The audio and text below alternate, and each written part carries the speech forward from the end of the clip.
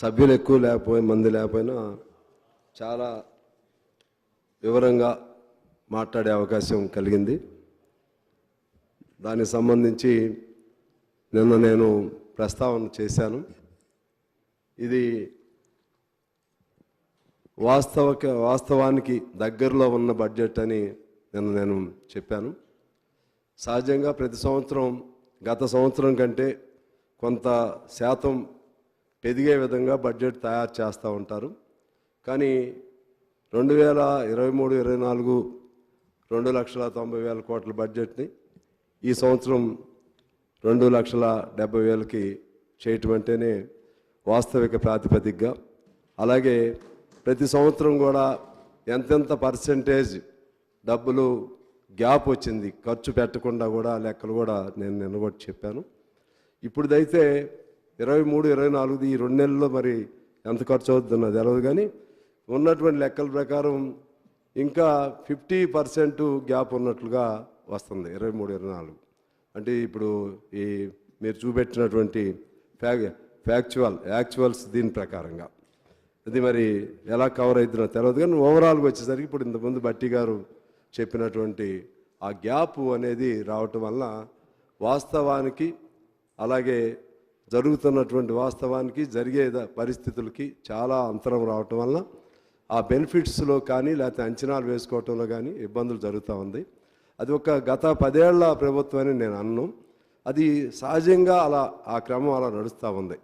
బడ్జెట్లు బాగా ఎక్కువ చూపెట్టడం, ఆచరణలోకి వచ్చేసరికి విఫలం అవ్వటం, దాని ద్వారా మనం వేసుకున్నటువంటి అంచనాలు అందుకోలేకపోవటం, ప్రజల్లో అసంతృప్తి రావటం, ఆ బడ్జెట్లో అనేక పథకాలు చూపెట్టడం, ఆ పథకాలు అమలు చేయకపోవటం వలన ఆ ప్రజలకి కోపానికి, ఆగ్రహానికి గురవటం, వాళ్ళు తిరిగి ప్రభుత్వం మీద మరల ఎన్నికల సమయంలో ఆ ఆగ్రహం చూపెట్టడం. అదేవిధంగా బట్టి గారు చెప్పారు, కొంత చివరి మనిషికి ఇటువంటి ఇన్ఫ్లేటెడ్ బడ్జెట్ వలన ఉపయోగం జరగదని నాకు అనిపిస్తుంది. అది ఇన్ఫ్లేటెడ్ అయినా లేకపోతే వాస్తవానికి దగ్గర ఉన్న బడ్జెట్ అయినా మీరు చెప్పినట్లుగా జీతాలు ఇవ్వాల్సిందే, లేకపోతే ట్యాక్సులు కట్టాల్సిందే, లేకపోతే బకాయిలు తీర్చాల్సిందే. అందుకని ఇన్ఫ్లేటెడా లేకపోతే రియలిస్టిక్ బడ్జెట్ అనే పాయింట్ కాదు. మీరు రియలిస్టిక్ బడ్జెట్ అయినా ఇవన్నీ కట్టాల్సిందే. ఇవన్నీ అయిన తర్వాత మళ్ళీ మిగిలితే కదా ఇంకేదైనా చేయాల్సింది. ఇవి తప్పించుకోవటం అయితే కుదరదు కదా. అందువలన మనం ఆదాయ వనరుల్ని ఎలా పెంచుకుంటారనేది దాని మీద మనం ప్రధానంగా కేంద్రీకరణ ఉండాలి. అదే పద్ధతుల్లో ఇప్పుడు వారు చెప్పినట్లుగా 5-6% గ్యాప్ అయితే పెద్దగా ఇబ్బంది ఉండదు, మనల్ని నమ్ముతారు కూడా. లేకపోతే ప్రతి బడ్జెట్ కూడా ప్రజలని మభ్యపెట్టడానికి ఎన్నికల ముందు పెట్టే బడ్జెట్లుగా భావిస్తూ ఉంటారు. తర్వాత నిన్న నేను కొన్ని విషయాలు చెప్పాను. మా బట్టి గారు లేరు, బహుశా గమనంలో తీసుకోలేదేమో తెలియదు, మరి లేకపోతే స్నేహితుడు అనుకున్నారు తెలియదు. నాకేమి సమాధానం చెప్పలేదు, వివరణ ఇవ్వలేదు. ఎందువల్లంటే నేను చాలా మౌలికమైన ప్రశ్న నేను రైజ్ చేశాను. ఇలా ఎప్పుడు ఈ బడ్జెట్స్ అనేది ఒక క్రతువులాగా, ఒక సాంప్రదాయంలాగా ఉంది. దీనికి ఎక్కడో చోట రెవల్యూషనరీ చేంజ్ రావాలి. బడ్జెట్ ఫలితాలు చివరి మనిషికి అందాలి. దాని ప్రకారంగా అసలు రాష్ట్రంలో పేదవాళ్ళు ఎంతమంది ఉన్నారు, అలాగే సెంటుగుంట భూమి లేని వాళ్ళు ఎంతమంది ఉన్నారు, సొంత ఇల్లు లేని వాళ్ళు ఎంతమంది ఉన్నారు, అలాగే కాంట్రాక్ట్ కార్మికులు ఎంతమంది ఉన్నారు, అవుట్సోర్సింగ్ కార్మికులు ఎంతమంది ఉన్నారు, ఇలా ఇవన్నీ లెక్కలు తీయాలి. రైతాంగంలో కానీ కార్మికుల్లో కానీ వాళ్ళందరికీ మీ బడ్జెట్, మనం వేసే బడ్జెట్ ఫలితాలు అందుతున్నాయా లేదా, లేకపోతే వాళ్ళకి మనం అనుకున్నట్లుగా జీతభత్యాలు అందుతున్నాయా లేదా. ఇంతకుముందు నేను అది కూడా మన అక్బర్ గారు పెట్టినటువంటి ఆ ప్రతిపాదన నేను కూడా అంగీకరించాను. అవన్నీ తీయాలి. దాని మీద ఒక షార్ట్ డిస్కషనా లేకపోతే వన్ డే డిస్కషన్ జరుగుతుందా, జరిగి అందులో వారేమో 6 గ్యారంటీలకు చెప్పారు. నేనేమంటున్నానంటే ప్రతి మనిషికి కూడా చివరికి వచ్చేసరికి ఒక PF, ప్రభుత్వ ఉద్యోగస్తులు, రిటైర్డ్ ఉద్యోగస్తులకి లేకపోతే సంఘటిత ఉద్యోగస్తులకి ఎలా PF ఇస్తారో ఆ విధంగా ఇన్సూరెన్స్ కంపెనీలని లేకపోతే ప్రావిడెంట్ ఫండ్ని ప్రొవైడ్ చేయడం ద్వారా by the time of their retirement of their work, అది whether it is a private worker or government employee on par with government employees. Particularly I'm mentioning about private workers. Private workers సంబంధించి రేపు దిగిపోయిన తర్వాత వాడికి ఒక ఇల్లు ఉండాలి. దిగిపోయిన తర్వాత ఒక 10,000 15,000 ఆదాయం వచ్చే మార్గం చూపెట్టాలి. ఆ 2 గ్యారెంటీలు ఉండాలి. ఇప్పుడు సొంత ఇది మన వైద్యము చదువు ఈ 2 ఉచితంగా ఉండాలి. దానివైపు మీరు ఆలోచన చేస్తే అప్పుడు మన బడ్జెట్ ఫలితాలు చివరి వరకు అందుతాయని చెప్పి అందుకని నేను వారిని కోరుతున్నాను. మీరు దాని మీద ఒక మొత్తం మరలా స్టాటిస్టిక్స్ తీయాలి. పేదవాళ్ళందరిది లేకపోతే నేను చెప్పినటువంటి వర్కింగ్ క్లాస్ ఇవన్నీ కూడా స్టాటిస్టిక్స్ తీసి ఏదైనా మీకు ప్రత్యామ్నాయ ప్రతిపాదన చేసే అవకాశం ఉందా? ఈ బడ్జెట్ స్వరూపాన్ని మారుస్తారా? ఎప్పుడు ఇలాగే సాంప్రదాయిక బడ్జెట్గా పోతుందా? లేకపోతే ఈ బడ్జెట్ ఫలితం చివరి వరకు రీచ్ అయ్యే విధంగా చేస్తారా లేదా? అది మీరు ఇప్పుడు చెప్తే బాగుంటుందనేది నా ఆలోచన. అదేవిధంగా ఈ మన బడ్జెట్లో 2,70,000 కోట్ల బడ్జెట్లో క్యాపిటల్ ఎక్స్పెండిచర్ 29,669 కోట్లు చూపెట్టారు అధ్యక్ష. క్యాపిటల్ ఎక్స్పెండిచర్ అంటే మనం అది మెటీరియల్ కాంపోనెంట్ అనండి లేకపోతే ఆస్తులని కూడగట్టుకోవటం అనేది ఇందులో వస్తుంది క్యాపిటల్ ఎక్స్పెండిచర్. కానీ మరి కేవలం 29,669 కోట్లతో ఎంత మేరకు ఆస్తులు మనం కూడగట్టగలుగుతాం? ఎంత మేరకు అది స్థిరాస్తుల కింద రూపాంతరం చెందుతుంది? మిగిలినవన్నీ కూడా రెవెన్యూలో ఖర్చు అవుతున్నాయి. రెవెన్యూలో ఖర్చు తగ్గాలి, ఈ క్యాపిటల్ ఎక్స్పెండిచర్ పెరగాలి. అది మనకి ఆరోగ్యదాయకమైనటువంటి మన రాష్ట్రానికి ఆరోగ్యదాయకమైన ప్రగతి కింద నేను భావిస్తున్నాను. దానిపైన కూడా మీరు చెప్తే బాగుంటుందని నేను కోరుతా ఉన్నాను అధ్యక్ష. అదేవిధంగా నేను ఇంకో పాయింట్ కూడా చెప్పాను మీకు. సరే ఇప్పుడు ఒక్కొక్కళ్ళు ఒక్కొక్క లెక్కలు చెప్పారు. నేను ఒక పద్ధతుల్లో వర్కౌట్ చేశానని కూడా చెప్పాను. సరే అది కరెక్టా కాదా అన్నీ మొత్తం ఫ్యాక్చువల్ ఫిగర్స్తో నేను చెప్పలేదు, కానీ ఒక జనరల్ అంచనాతో నా అంచనా ప్రకారంగా రేషన్ కార్డులకు ఒక 4,000 కోట్లు, పెన్షన్లకి 15,000 కోట్లు, రైతు బంధు వాస్తవంగా ఇప్పుడు సాగులో ఉన్నటువంటి భూమి ఎంత ఉందంటే 1,63,00,000 సాగు భూమి అయితే అందులో పడావుగా పడి ఉన్నటువంటిది అంటే సాగుయేతర భూమిగా మారింది 45 లక్షల ఎకరాలు ఉంది నా అంచనా. ఈ 45 లక్షల ఎకరాలకు కూడా రైతు బంధు ఇస్తున్నారు. ఈ రైతు బంధుని తొలగిస్తే ఇప్పుడు ఇస్తున్నటువంటి ఖర్చు 11,000 కోట్ల నుంచి మామూలుగా పెరిగితే 16,000 కోట్లకు రావాలి యథాతథంగా. అది తగ్గితే 10,000 కోట్లకే తగ్గుతుంది. రైతు బంధు అంటే 45 లక్షలు మీరు వృధాగా ఇస్తూ ఉన్నారు. ఇప్పుడు అది తగ్గించడానికి ప్రయత్నం చేయాలి. గ్యాస్కు సంబంధించి కూడా ఒక 4,000 కోట్లు, బస్సుకు సంబంధించి 3,600 కోట్లు అంటే ఉచిత బస్సు ప్రయాణానికి సంబంధించి, ఆరోగ్యశ్రీకి సంబంధించి గతంలో 800 నుంచి 1,000 కోట్లు ఇచ్చేవాళ్ళు, ఇది డబల్ చేశారు కాబట్టి 2,000 కోట్లు, ఇళ్లకు సంబంధించి 20,000 కోట్లు, పిఎం మన మహిళలు 2,500తో ఉండేటువంటి మహిళలకు సంబంధించి దాదాపు కుడి అడంగా ఒక 20,000 కోట్లు, టోటల్గా 81,000 కోట్లకి నా అంచనా వచ్చింది అధ్యక్ష. మరలా మీరు కావాలంటే మీరు కూడా చూసుకోండి. ఎందుకంటే పాత వాటి మీద కొంతగా పెంచారు చాలా పథకాలు. మీరు మొత్తం డైరెక్ట్ కొత్త పథకాలేం కాదు. డైరెక్ట్ కొత్త పథకం ఏదైనా ఉందంటే మహిళలది ఒకటి డైరెక్ట్గా కొత్త పథకం ఉంది. మిగిలినవన్నీ గతం కంటే కొద్దిగా పెంచినటువంటివి. ఈ మహిళలు కూడా వివిధ దశల్లో ఉంటారు. వృద్ధాప్యంలో ఉన్నటువంటి ఆ పెన్షన్లు వస్తాయి, వాళ్ళు ఇందులో కవర్ కారు. అలాగే ఉద్యోగం చేసేటువంటి మహిళలు ఉంటారు, వాళ్ళు ఇందులో కవర్ కారు. అదేవిధంగా మన రేషన్ కార్డు అదే మన పేదరికం స్థాయికి అబోవ్ స్థాయిలో ఉండేటువంటి మహిళలు ఉంటారు, వాళ్ళు కవర్ కారు. అందువల్ల నాకైతే ఒక విశ్వాసం ఉంది, ఏదో మీకు స్నేహ పార్టీ అని కాదు కానీ మీరు జాగ్రత్తగా వర్కౌట్ చేస్తే దీన్ని మీరు ఫుల్ఫిల్ చేయగలుగుతారనేటువంటి ఒక నమ్మకం అయితే నాకు ఉంది అధ్యక్ష. ఇక ఇంకొక మాట ఏంటంటే ఇవాళ నిన్న అది కూడా ప్రస్తావన చేశాను. మరి నేను చెప్పాను, మరి సీరియస్గా నోట్ చేసుకోరేమో నాకు తెలియదు. ఎందుకంటే ప్రధాన ప్రతిపక్షం లేకపోతే అంత మేరకు చేసుకుంటారా, లేదా నేను ఒక్కడే సభ్యుడిని కాబట్టి ఏముంది జనరల్గా చెప్తా ఉంటాడని అనుకుంటున్నారు, నాకు తెలియదు. కానీ ఇక్కడ మీకే సమాధానం చెప్పారు కదా స్పీకర్ సార్. పెద్దలు సాంబశివరావు గారు అనుమానాన్ని వ్యక్తం చేశారు అధ్యక్ష. మీకున్న అపారమైన అనుభవాన్ని ప్రత్యేకంగా సూక్ష్మంగా ఆలోచన చేసి ప్రధాన ప్రతిపక్షం అంతా అర్థం చేసుకోలేకపోయినా మీరు అర్థం చేసుకొని ఈరోజు మీరు మంచి సలహా సూచనలు ఇచ్చిన తరుణంలో తప్పకుండా సార్ మీరు చెప్పిన ప్రతి ఒక్క అంశాన్ని కూడా తప్పకుండా నోట్ చేసుకుంటా ఉన్నారు ఫైనాన్స్ మినిస్టర్ గారు.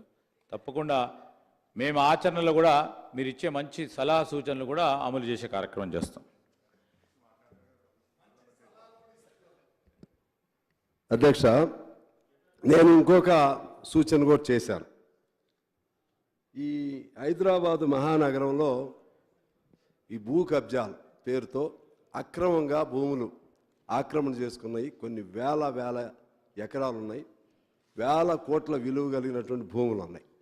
దానిపైన మీరు ఏదైనా ప్రభుత్వంగా సీరియస్గా ఆలోచన చేయాలని నేను సందర్భం వచ్చిన ప్రతిసారి కూడా చెప్తా ఉన్నాను. దానిపైన మీరు శ్రద్ధ పెట్టి మీరు ఎక్కడెక్కడైతే భూములు కబ్జా చేయబడ్డాయో అందులో చెప్పాను నేను. దేవాదాయ భూములు ఉన్నాయి, అలాగే భూదాన భూములు ఉన్నాయి. పేదవాళ్ళు వేసుకుంటే వాళ్ళకి న్యాయం చేయండి. పేదవాళ్ళు వేసుకోకుండా వ్యక్తుల పేరుతో ఉన్నటువంటి భూములు ఉన్నాయి.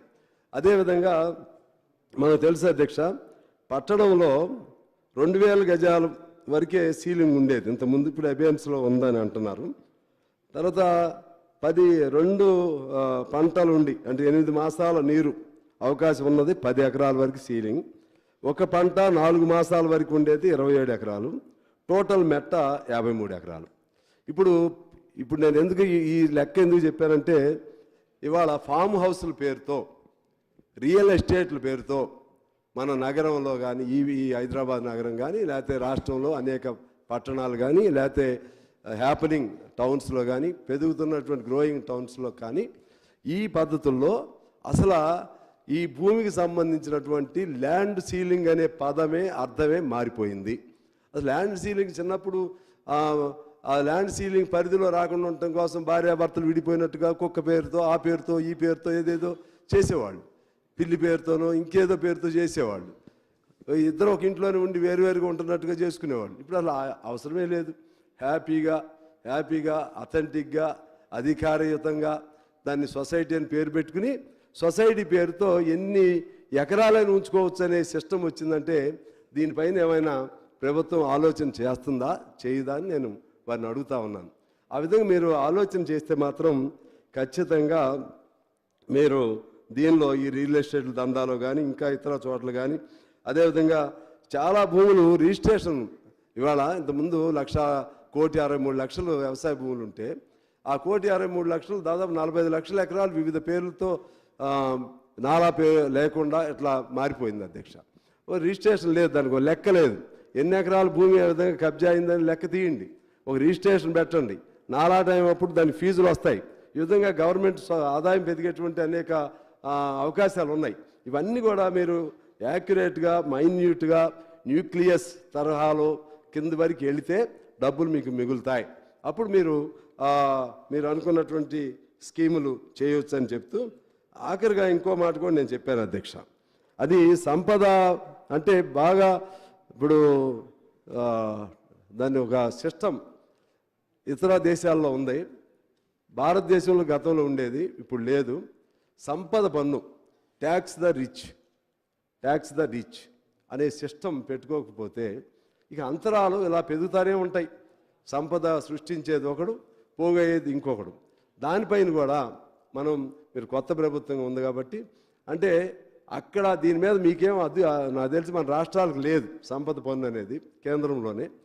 దాన్ని ఏదో సిస్టంలో బాగా ఆస్తుల అంతరాలలో ఉండేటువంటి వాళ్ళపైన ఏదో పద్ధతుల్లో మనకు ఆదాయం వచ్చే విధంగా ట్యాక్సింగ్ కానీ ఇటువంటి ఏమైనా అవకాశాలు ఉంటాయో అది కూడా మీరు ఆలోచన చేయాలని చెప్పి నేను కోరుతా ఉన్నాను. ఆఖరిగా నేను మీకు మనవి చేస్తున్నాను, మీరు ఖచ్చితంగా చిత్తశుద్ధితో మీ పనిలో మీరు ఉండండి, మీ కృషిలో మీరు ఉండండి ఖచ్చితంగా. ఎందుకంటే అందులో మేము కూడా భాగస్వాములం కాబట్టి, ఎన్నికలప్పుడు మేము కూడా చెప్పాం కాబట్టి, మీ 6 గ్యారంటీస్ గురించి మేము కూడా ఎలక్షన్లప్పుడు చెప్పాం కాబట్టి జనం అందరూ మీకు తెలియంది ఏంటంటే ఇవాళ నాకు మెసేజ్లు పంపిస్తున్నారు. మీ కాంగ్రెస్, మీరు మమ్మల్ని ఎట్లా చేస్తారని ఏదో నా 46 జీవో పిల్లలు మేము మీకోసం కష్టపడ్డాం అది చేసాం ఇది చేసామని. అందుకని they don't see any difference between me and your party అధ్యక్ష. ఇద్దరిని ఒకేలా చూస్తారు. వీళ్ళకి నా మీద కోపం వస్తుంది, వీళ్ళు ఇటు కోపం వస్తుంది. కలుస్తాం తప్పదు కదా, స్నేహితులం కాబట్టి మా బాధ్యత వాళ్ళని అవసరం అనుకుంటే డిఫెండ్ చేయాల్సినటువంటి అవసరం కూడా నా పైన ఉంటుంది. ఎందుకంటే అది నిలబడాలి కదా. కాంగ్రెస్గా ఇద్దరం కలిసి చేశాం, అది నిలబడాలని కోరుకున్నాను. నిన్న మీకు కూడా అదే నేను చెప్పింది ఏంటంటే ఒక్క సంవత్సరం వరకు మేము కూడా తర్వాత మీతో కలవటం అంటే పొలిటికల్ కాదు, ఒక్క సంవత్సరం వరకు ప్రభుత్వాన్ని నడవనియండి. దానిపైన శ్రీహరి గారు చేస్తున్నారు కదా, సున్నితంగా చెప్తున్నారు. ఆ విధంగా ఆరోగ్యదాయకమైనటువంటి సలహాలు ఇద్దాం, ఆరోగ్యదాయకమైనటువంటి సూచనలు ఇద్దాం. ఇప్పుడు అక్బర్ గారు కూడా బాగానే ఆరోగ్యదాయకమైన సూచనలు ఇస్తున్నారు. అందరం అలా ఇద్దాం, ప్రభుత్వం నడవాలని కోరుకుందాం. అప్పుడు కూడా సంవత్సరంలో ఫెయిల్ అయ్యి నెక్స్ట్ బడ్జెట్కి ఈ చెప్పిన దానిలో బాగా అంతరం వచ్చి ఇప్పుడు 5 నుంచి 6% గ్యాప్ అని చెప్పారు వారు. దానికంటే మించిందనుకో అప్పుడు ఎందుకు చెప్పారని అప్పుడు అడుగుదాం. లేకపోతే ఈ ఫెయిల్యూర్స్ ఏమైనా ఉన్నాయనుకో అప్పుడు అడుగుదాం. ఇప్పుడు నుంచి అంటే చూస్తారు జనాలకు బాగాలేదు అధ్యక్ష. నేను మా మిత్రులు కూడా నేను కోరుతా ఉన్నా, ఇప్పుడు నుంచి అంటే జనం ఏంటి ఇంత తొందర ఏంటి, వాళ్ళు నిన్నే కదా ఇంకా మొత్తం సర్దుకోలేదు కదా అనుకుంటున్నారు. కాబట్టి ఏదేమైనా ఈ ప్రభుత్వం ఆ విధంగా మీరు ఇచ్చిన హామీలు వీటన్నిటిలో కూడా సక్సెస్ అవ్వాలని నేను కోరుకుంటూ ఈ అవకాశం నాకు ఇచ్చినందుకు మీకు ధన్యవాదాలు తెలియజేస్తూ, మా ఆర్థిక శాఖ మంత్రి గారు నేను చెప్పిన సరే ఆయన వ్యక్తిగతంగా కుటుంబ బాధలో కూడా వచ్చారు కాబట్టి బాధ్యతలో భాగంగా నేను చెప్పిన అంశాలను కూడా పరిగణలో తీసుకోండి. నేను క్రింది స్థాయి ఉన్నటువంటి అంటే అందరికీ క్రింది స్థాయి ప్రజలు అందరి సంక్షేమం రాష్ట్రం అంతా ఉంటుంది కాబట్టి మా యాంగిల్ ఒకటి ఉంటుంది. మేము ఈ పద్ధతుల్లో అయితే న్యాయం జరిగిద్దని మేము ఆలోచన చేస్తాం. మా యాంగిల్ని కూడా మీరు పరిగణలో తీసుకుని ఎలా అందరికీ ఈ ఫలితాలు అందాలనే ఆలోచనతో మీరు మంచి ఆలోచన చేయాల్సిన అవసరం ఉందని నేను కోరుతూ మీకు నేను ధన్యవాదాలు తెలియజేస్తూ సెలవు తీసుకున్నాను అధ్యక్ష. డిప్యూటీ చీఫ్ మినిస్టర్ గారు.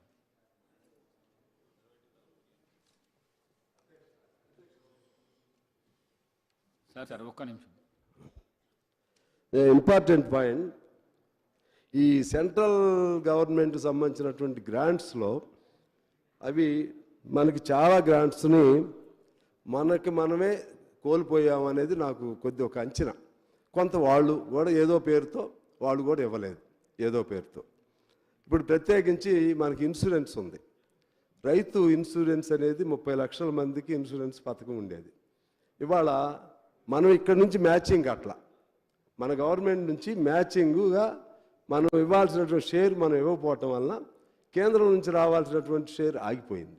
ఇలా సెంట్రల్ గవర్నమెంట్కు మనకు ఉన్న మ్యాచింగ్ గ్రాంట్స్ ఏమేమి ఉన్నాయో దాని మీద మీరు అధ్యయనం చేసి ఎలా ఎన్ని ఆ మ్యాచింగ్ గ్రాంట్స్లో మన వైఫల్యం వలన కేంద్రం నుంచి నిధులు రాకుండా ఎన్ని గ్రాంట్స్ ఆగిపోయినాయో మీరు ఆలోచన చేస్తే ఆ గ్రాంట్స్ కూడా మీరు ఉపయోగించుకోండి.